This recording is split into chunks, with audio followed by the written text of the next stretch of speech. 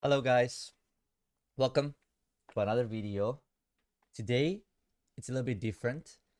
I made a guide on metafy for free uh, to talk about OP14 because I know it is like it's a breath of fresh air. A lot of people are excited, including myself, to try all these different decks. But I get this question so much. Yo, George, what deck shall I play? I don't know. There's so many options. So today, I you can, of course, I will put the link in the description to buy this guide. It will be for free, so that if you want to know, if you want to see what's written here, so you can take notes, stuff like that, you will take it. But I wanted to make a video so that I can explain my thoughts. I can add some to it, of course, because text cannot explain everything, right? Um, and yeah, I mean, this is just a small introduction of what I did. And overall, I just want you to understand that through these past few weeks, um, it's very clear that the format is very diverse, right? For multiple weeks in a row, the breakdown would look different. Like, of course, Boa and Mihawk are more popular, but you see, we have some weeks with like no Mihawk almost at all, or like um, Emu being the most popular deck and Ace being the most popular deck, and um, like this format is very diverse. There's so many decks you can play, so many decks you can play and do well with. Um, yeah, and with that in mind, let's just jump right into it. So, what is important for you to understand is that I made this just as a general indication. Like this is not like read this guide and you'll be a professional player, but it's just me to help you get some guidance of you know what shall I do, what could be fun, what does a deck do well, what does the deck does not do very well, or hey, I just want to try this deck, can I have a deck list? There you go. Here you just come here, you copy a deck list, and then you play it out. So let's start with Mihawk. I think to me, Mihawk is the best deck in the format. Not because of like it being broken, but I think that there are lists. There is different ways you can play the deck. If you're like a Bonnie player and you like to playing very slow, you can play like a super slow list with Carrot, like this one here. If you like more consistency wise, like but still a bit of like a slower list, you can play like this the Supernova version. Um, but if you want to do different things, you can. You can play blocker law. You can play six cost law.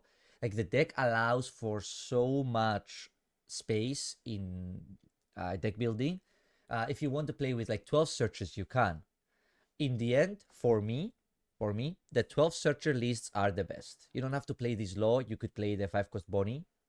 Um, that draws 2 trash 1, the Supernova, if you prefer.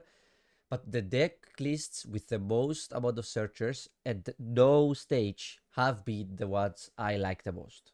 Okay, I've the deck in overall is very good. It's very good against Emu. You probably beat Ace. Of course, some matchups I'm gonna get to there are pretty close, but the deck, if it's played optimally, is very good. And it's way more complicated than I thought, to be honest. Well, if you're playing this list, way less complicated, I guess. But like the generic first lists were very straightforward, and that's what I did not like.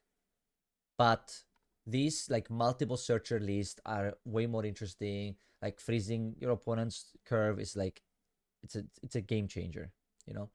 So, but only take this deck if you are willing to put the time into it. Next we have Boa. Oh, by the way, I have a link here. You can see here this. If you click this, you go to my YouTube channel, and let me quickly put it on the side here, and you can see there the gameplay with each of the leaders. So here I have a video of me playing Mihawk. Same with Boa. So Boa is the new, let's just say, maybe the best way to think about it is like the new like aggro deck. It's like the new aggro mid-range deck that the format has access to. What do I mean by that is because you have access to cards like Boa, and 9-cost Boa, and Kuma, you are able, and like Red Rock and Pudding, you are able to go long term, long game, you know. But your leader effect, which is basically whenever they kill a character that's Kuja, they have to take a life if you have a Dawn on it, or if you trigger a character, if you play a character on your opponent's turn, you draw a card, right? Makes it so that it's very punishing for your opponent to attack you to your life, because not only do you get a free body, because you know you have 4, 8, 12, 16, like 16, and if you count the Boa in the event, about like 21 triggers that summon a body, and 4 Rayleighs that will pop their thing. It's very punishing to attack into the bodies, especially because you can't kill them. Because if you're attacking to them to kill them, you have to take a life, right? So it can go late game, even though the concept of the deck is to close the game aggressively, right? The reason why this deck is good is because it has all the tools, right? Like against Emu, you have Unblockable. Against Ace, you have Red Rock. Against Mihawk, you have Red Rock. Against like decks that want to keep big hand size, you have Pudding. Against the aggressive decks, you have Kuma and Boa to heal. You have Rayleigh to kill the board. It's like the deck has access to all the tools, right? It's just that it all depends on how it gets together. I would say this deck is maybe we're gonna go to Luffy later. It's like the harder version of Luffy, right? So if you enjoy having access to way more options and being able to play the game like a little bit like longer and stuff like that, Boa is basically the better Luffy for this format, in my opinion. Then we have Emu. Emu was by almost everybody. Emu and Ace were the two best decks last format, but Emu has been called the best deck in the format for a while now. In this format, I think it dropped off quite a bit, even though it gets access to an insanely good card, which is Ground Death. It's +4 if you have 10 cards in the trash, or you get to negate a 5 cost or less for 3 Dawn. The deck struggles with the new good decks that are in the format. So Mihawk is a very tough matchup for Emu. Like when Mihawk goes second, I think you have very low chance, but you could even lose when Mihawk goes first. And Boa is also the same. Why is that? Because they have, they can take your lives, put you to 0, and then they just have access to Pudding and Unblockable, which means you could die at any moment, right? And it's very hard to kill the bodies to clear the board to keep it clean, because they start taking lives, right? So this deck just makes it difficult for Emu. But yeah, Emu is still very good. It beats most of the decks when going second anyway, even Boa, right? But overall, the deck got a lot more balanced in this set. Moria. I'm surprised I have Moria on 4th place, to be honest with you. In the beginning of the set, I thought that Moria would be like a good tier 2 deck, maybe 1.5. But yeah, I think the deck is better than I thought. I played it on the Party King of the Hill, and I won 4-0 against Angelo. He was on Mihawk. Deck has good matchup into Boa, Mihawk, Yellow, but now Mihawks are playing, some Mihawks are playing 8-cost Kid, which makes the matchup way harder. And this deck is very tough for Moria. So you did get a new like bad matchup, let's say, and this deck is really, really popular. But the deck is so good. Like you beat Emu if you go second. It's very tough if you go first. But yeah, if you want to see, I made a video reacting to the games and like explaining them, so you can click here. All of the links you see like this will take you to some video. Yeah. Then number 5, we have ST29 Luffy. Now, I'll say if you're a new player in the game and you want to win, this is the best deck. Like this is the best, easiest deck in the format right now. And in EBO 3, it gets even better. The reason why it's good, it's because, I mean, you're just curving out, right? You just want to go second every time and curve out. I don't want to say too much because I wrote a guide, you can see it here, right? I have all the info. It's so basic where you could basically just write it like that, right? I also made a post. You can click on this and you can check it out. And I will update this guide as well with a gameplay video that's coming in 2 days or something. Yeah, but yeah, it's literally just always go second. You just need to do the 4-6 curve, and then all you do is every turn you burn their life and then play around your triggers that you have in your deck, right? Then we have Ace. Ace stayed really similar, honestly. I don't think anything changed. The only thing that really changed in this deck is the Retrox. And actually, I could probably zoom in a bit. I don't know, but then some cards have been cut out. Yeah, you just play 4 Retrox so that you have more answers for like UP, for like the big bodies here, for like for Boas, for Mihawk, you know. It's like for the mirrors. So now you just play more Retrox, but everything else basically stays the same, right? Then we have UP Luffy. The big change that UP Luffy got is that finally, we got access to Roger 8 cost promo. I wish we already got the Robin 3 cost as well, because you would also see GP Luffy very high in this list if we had Robin 3 cost. But UP Luffy is just very good, right? It's like it's very good into Ace. It's now also good into Emu because of Roger. And just generally a deck that can play a 9 cost that summons a 10 cost that makes your leader 10k, it just has to be good, right? Especially when they can ramp into it. The power of it is that because you can ramp, you can accelerate to those turns earlier. So against deck like, I don't know, Ace and Mihawk and those decks, you get on board before they do. And you also have access to cards like Mihawk, which just straight up bottoms the Shanks, which is like so brutal. Yeah, UP is just really good. Now we have Red Green Luffy, another deck that popped out of kind of nowhere, or at least most people did not expect this deck to be very good. I think like a lot of kudos should go to the believers like Rickmaster and the Munchlax, because they've been playing this deck the whole time, you know. But the power of this deck came from the yellow decks.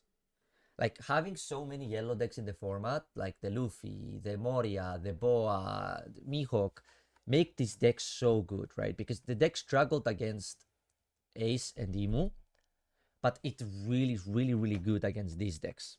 Because just having 10k counter every turn and access to round table to clear the big bodies just really makes it hard for you to die, right? Like, what can Mihawk do? They play a big thing, you round table attack with a searcher into it, it's dead. Right? Now they can't attack with anything because you have enough counter. Next turn they play thing and you do that again. And because you're playing so many searchers and you can search round table with Garp, right?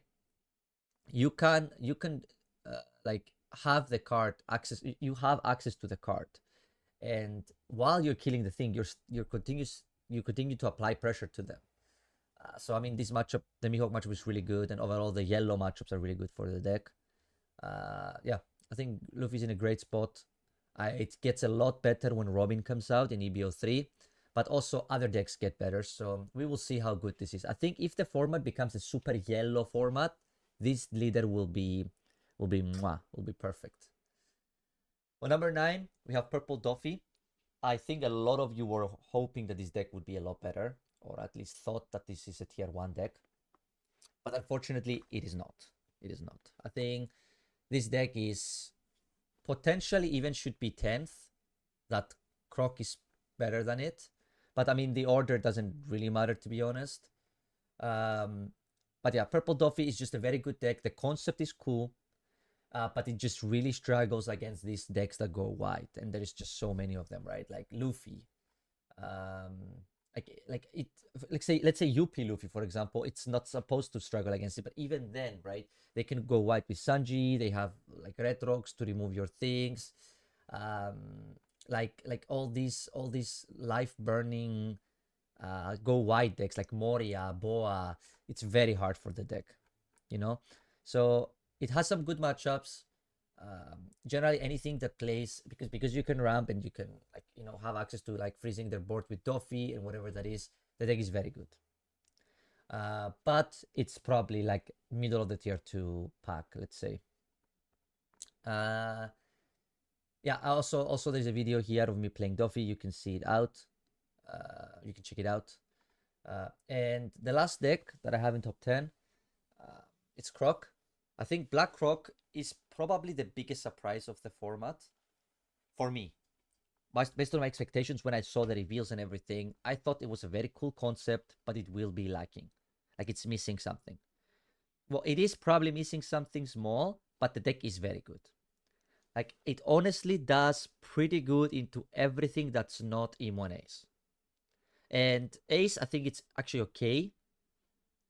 Emu is just super tough. Like Emu is just almost impossible, I would say. I think you also randomly just lose to some decks like Teach. But the deck is very cool. The concept is cool, and I hope that they continue giving this deck support. Honorable mentions before we close out is that Kuzan, Blue Kuzan. Let me quickly try to find a list for you. Where is it? We had a list here. So Blue Kuzan has been the deck that stood out the most. That was unexpected for me. So here it is. Deck is good. I think it's close. Like this deck would probably be 11. It's good. You have access to a lot of cards. I don't know if I like the Ice Time, but overall, like you get this insane card Isho. It's so strong, you know, and also Bluegrass is so good too. Then we have another honorable mention is, I would say, it's the Fish. I love this deck. I just think it's so close to being good, but the 6K leaders just really tough for the deck. I think the yellow matchups are also tricky because you're playing on a thin line compared to, you know, how much you have. But, you know, the 6K leaders are very tough for it because this deck is good at attacking 5Ks. But it's very close. It's like it's a good tier 2 deck. And I think... Oh, yes, there is one more honorable mention. It's Blue Purple Sanji. Let me see if I have a list for you. Yeah, here it is. Oh, what happened? There you go. So this is the list. Yeah, I think you can build this deck in different ways, but this is like a second place of a Chinois Cup. I have a gameplay video of this, but I'm doing terrible with this deck. I did terrible with this deck, to be honest. I think the deck is okay. I think the deck is good. You can win with it, but it's missing something, and it is coming out in EBO 3 with a new Reiju 5 cost. So this is a deck to look forward to. Yeah, that's about it. I mean, a conclusion, there's nothing. I just wanted to say thanks. Don't forget that the face is the only place. And give me some feedback. Let me know what you think in the comments. If you like this video, if you like this like free guide, is it worth that I'm putting my time to do this? Or would you rather, I don't know, see something else? Would you rather me just record a gameplay video instead of this? Because this is whatever, you know? I'm just trying things out. So I'm interested in your opinion. I hope you enjoy it. And have a nice rest of your day or evening, wherever you are in the world. Don't forget to like and subscribe. And I'll see you in the next one.